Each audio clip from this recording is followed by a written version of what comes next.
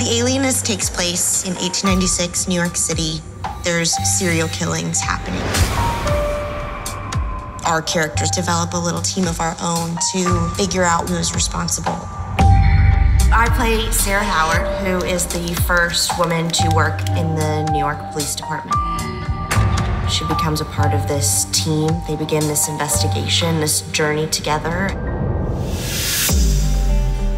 So we're in the costume department for the show, The Alienist, and I am surrounded by the ghosts of my clothing that I've worn throughout the season.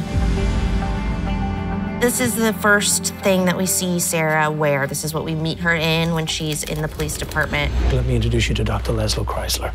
I've read your work. I found it fascinating, most of it. I'm Michael Kaplan. I am the costume designer on The Alienist. The possibilities for a costume designer just seem so vast. It just seemed like a designer's dream to me. It's not just a matter of putting period clothes on actors. I needed to learn the period so well and immerse myself in it. I think these sleeves have become infamous amongst the cast and crew. The leg of mutton sleeves was a trend that was only in fashion for about 8 years. You know, I think it's a beautiful detail. This is one of my favorites. I do really like it. I find it really beautiful.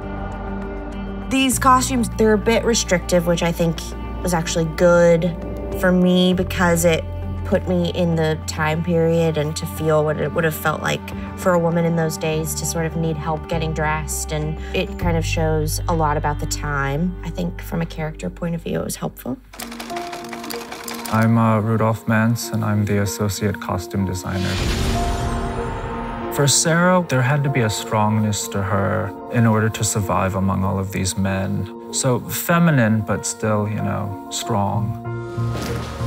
This she wears the first time that they all meet. Delmonico's during this time period was kind of the most fancy restaurant that you could go to, and so this is her sort of getting dressed up, and we do get to see her for the first time as Sara in the world as opposed to Sara in the workplace. Your first night out in months, you want to look your best. It isn't that kind of evening.